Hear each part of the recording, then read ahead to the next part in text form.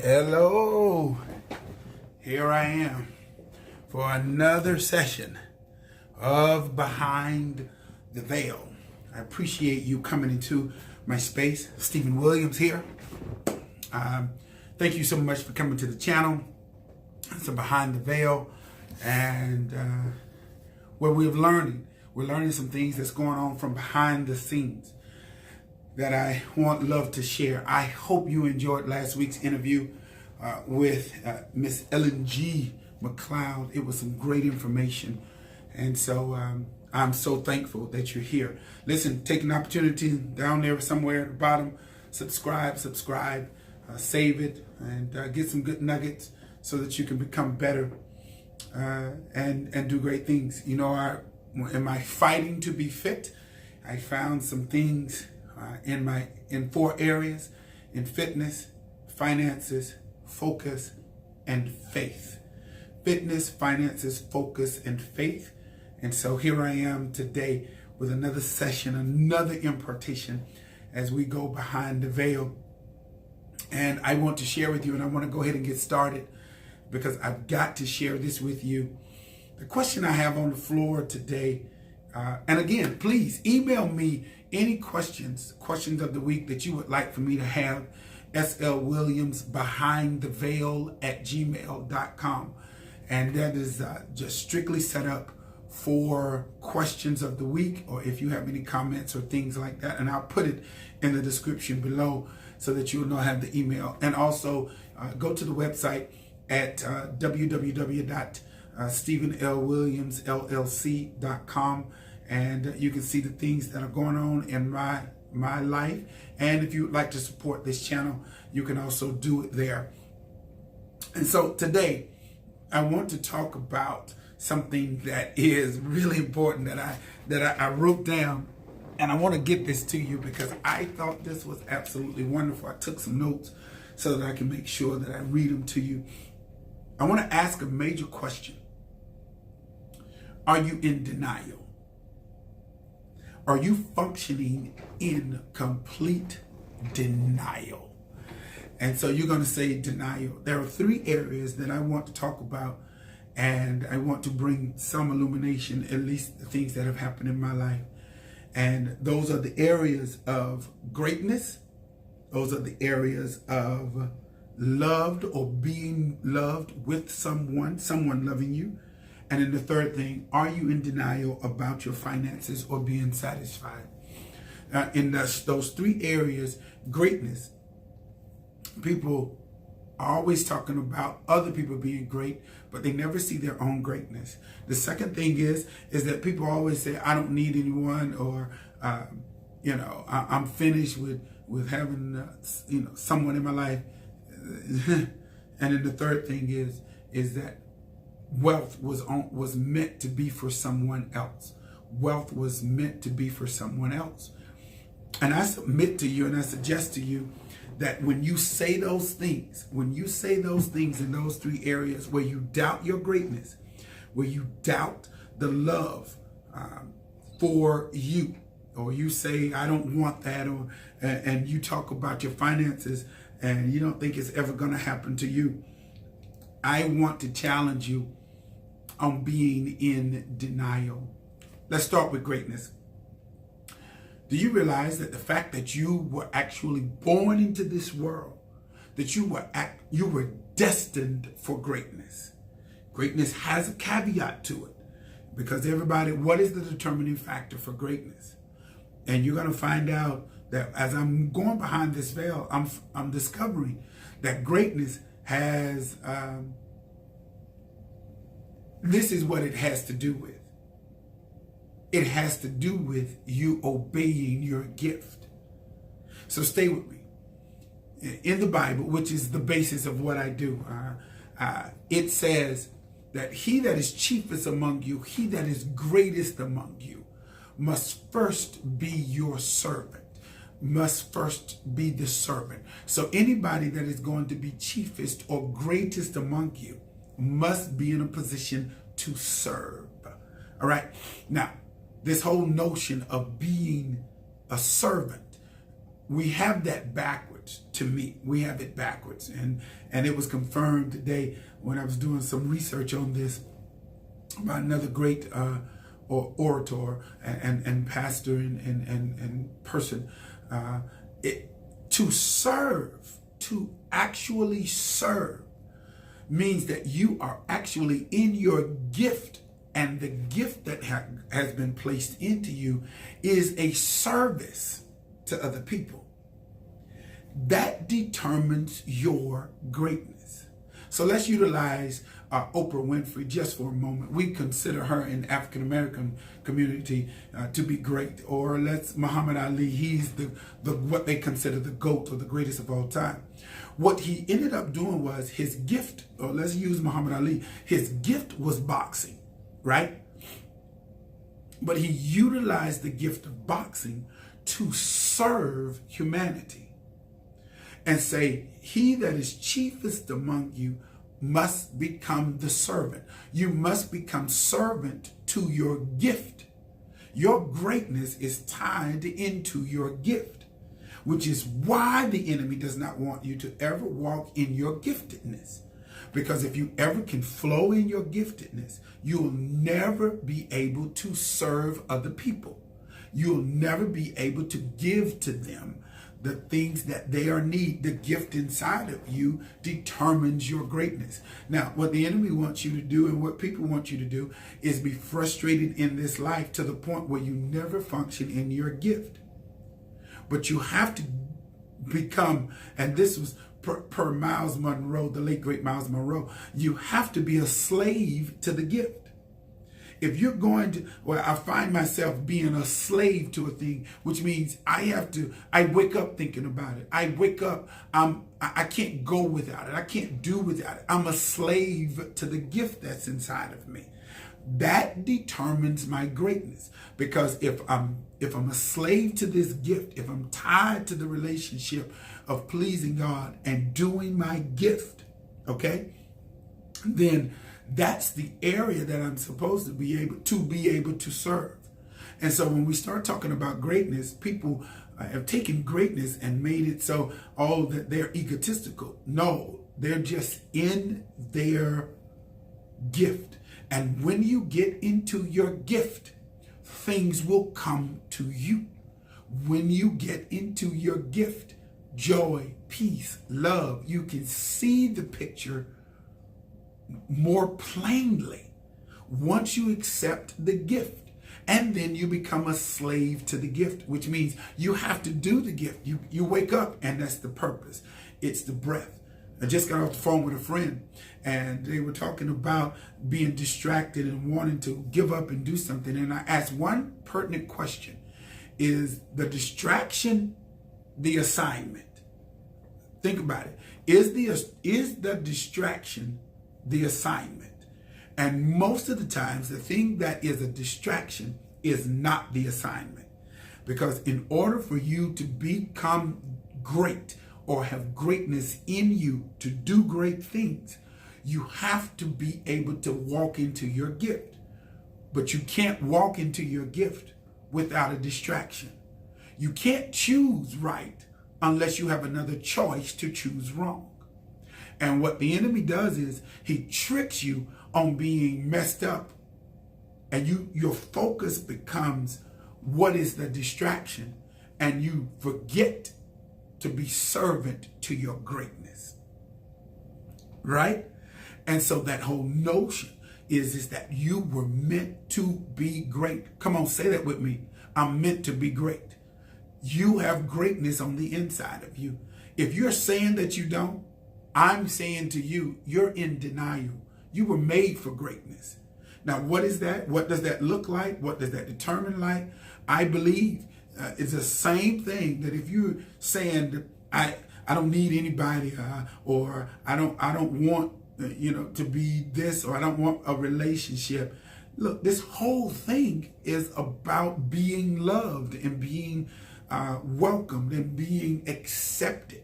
If you're saying that, then you're in denial. You're in denial to your gift, because your gift in and of itself will cause people to love you. So if you're in denial about having someone in your life, then you are denying the gift, which is, again, tying into you're denying your greatness. And so you must become slave to that greatness. You must become slave to the gift so that you can flow in your greatness. And greatness is what God designed for you. This was so powerful to me that when you are in denial, or when you don't do it, when you don't walk in that, then you're walking in failure, or you're walking in imitation. You're walking in limitation. Limitation and imitation. If you're going to imitate anyone or be limited by what you see, you are automatically walking in failure and not success. You want me to say that again? That if you are walking in imitation, being something that you're not, if you're walking in limitation, in the confines of your mind, or limiting yourself to your own greatness, then you are functioning in failure. The ultimate glory. Can we talk about this? When I was in church, and I only have a few more minutes, when I was in my former churches, one of the things that they said is that the glory of the Lord comes into the room. It's the glory of the Lord that comes into the room. And we feel him on our shoulders and our back and raising up of our head. And I'm telling you, I've been there. It is a wonderful feeling. It is a great moment in the kingdom. But do you know that real glory comes from your ability to obey the gift in you? He gave you a gift in his image, in his likeness. You have a gift. Everybody does not have the same gift. So he wants you to do the gift. That's where your greatness is. Your obedience to your gift, that's the actual glory of God. Because when you're saying yes to what he made you, when you're saying yes to who he developed you, then you're also saying yes to everything that comes with that. And there are distractions that make you want to say no to your greatness, to your giftedness. And you have to determine whether or not you're being distracted from your greatness. Because if you walk in your greatness, then it will automatically cause you to be loved or be desired by other people. People will come around you. Look, when Jesus came on the scene and he was saying yes to his will, he did not go through a frustration when it came to his disciples. When it came to people who were around him, people gravitated to him. Why? Because the greatness of him was in his yes. That's what the struggle was at the cross. It wasn't the feeling that comes over your back. It was in the yes. Are you getting this? And in that whole process, then if you're talking about, the wealthy, it was just made for somebody else, then you're also limiting God, because he provides. He is Jehovah Jireh, the provider. He is stand still and see the salvation. See my salvation. It's more than just you being saved, saying, come into my heart. No, it is the obedience behind you in your greatness and your gift. And it causes people to not only be around you, want to love you, make you want to love the people to serve them, but it also comes with provision. It also comes with prosperity. And so if you're saying you can't be prosperous, then you're limiting the hand of God on your own personal greatness. It is tied into where you should be. That is the glory of God for your life. That is what he intended for all of this to happen. That's how he intended for it. And so are you walking or living in denial? You can be, and you were destined to be great. You think greatness is Ali or whoever else in the sports world, Michael or Beyonce, whoever it is, that is your greatness. Maya Angelou, they're great. But you know what they all have in common? All of them said yes to the gift. They were slave to the gift. You see where I'm going? They handled the gift, and in that process, it caused people to love them. So if you're closing the door on love, saying that you weren't meant for love, then you're closing the door on your greatness, which is then you're closing the door on your gift, which you're closing the door on your prosperity. You were destined to be prosperous. When you get into your gift, people will sow into your life. When you get into your gift, doors will open in your financial realm. But you have to have a negative so that you can have a choice to do what's right.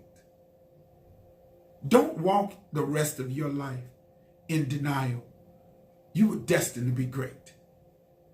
Whatever that definition is. Whatever that definition is, maybe you're not destined to serve as many people as Bishop Jakes, but that's not the definition of greatness. The definition of greatness is when you are obedient to your gift.